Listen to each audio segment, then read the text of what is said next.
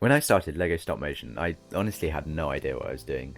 In this tutorial, I want to share some of my favourite LEGO animation tips and tricks that I wish I'd known at the beginning of my stop motion journey, and that you should definitely be using, whether you're just starting out or have been doing this for years.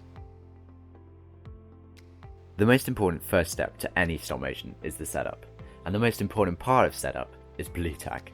Now, as a general rule of thumb, it's a good idea to make sure everything other than your minifigures are completely immovable while animating. Otherwise, it can end up looking like there's an earthquake happening on set.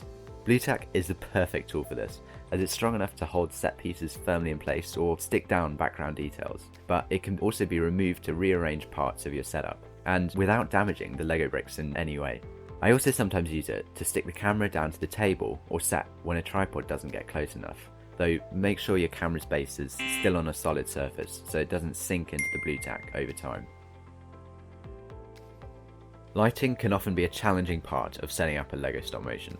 You don't want any flicker, so blocking out all natural light is key. In my stop motions, I generally have three sources of light: a fill light, which points away from the set, brightening up the whole room without casting any shadows; a key light, which is my main directional light, framing characters and casting shadows on the set; and then any detail lights, such as campfires or torches. You don't need super fancy equipment for this, honestly just whatever you have at home should work perfectly well. Now, my big tip here is if you want to get a really cinematic look to your shots, it can often be a good idea to position your lights behind the subject when viewed from the camera. This will help give a lot more depth to your characters and scene. A good rule of thumb is to draw two perpendicular lines coming out from the subject. This will create 4 boxes. Place your camera in one of these boxes and your key light in honestly any of the other 3, depending on what mood you want to create. But you should almost never have them in the same box. Animating minifigures walking is probably the thing I do most in my LEGO stop motions. So for my third tip, here's a step-by-step breakdown of a standard walk cycle.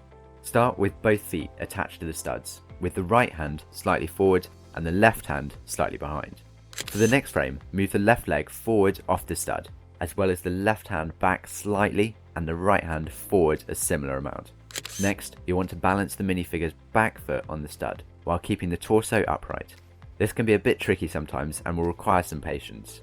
Now you need to do the same, but with the front foot on the next stud.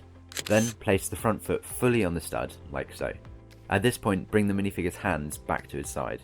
Finally, you'll be able to bring both feet on the studs, like at the starting position. However, this time, swap the hands around so that the left hand is forward and the right hand behind. And similarly, for the next step, lead with the opposite leg. Each step you'll have to alternate which leg and hand leads, but it should always be opposite hands and legs that are moving in the same direction. One of the most effective techniques for making smooth stop motions is what's known as ease in, ease out. This tip is quite simple to put into practice, but will dramatically improve the look of your animations. So when a minifigure is going to do a movement, say wave, instead of the arm moving up in equal, consistent movements, try to ease in and ease out each movement. All you got to do is start with the smallest movement possible and keep increasing the size of the movement until you get to the midway point. From there, start decreasing the size of each movement until you get to the end, where again you'll want to finish with the smallest movement possible. This means that instead of your animations looking like this, they'll look like this. My final tip, something known as anticipation, can really help bring your animations alive and add a lot of character to them. Anticipation is a technique where you draw attention to a certain movement on screen by first doing the opposite of that movement. A bit counterintuitive maybe, but let's use the waving example from the last tip to demonstrate. When a minifigure is about to lift up their arm, instead of going straight into the movement, try moving the arm a tiny bit in the opposite direction first, and then going into the movement. You can also add a matching opposite movement to the torso, and take your animation from looking like this to looking like this.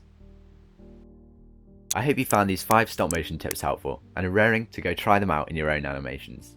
If you've got any questions, do drop a comment below, otherwise check out this video on how I animated LEGO Fire.